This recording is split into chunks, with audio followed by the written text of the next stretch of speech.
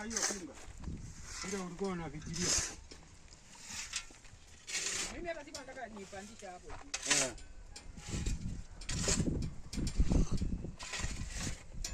Na hii stima tutajengea pande yake tofauti. Tunasema tuunde hapa.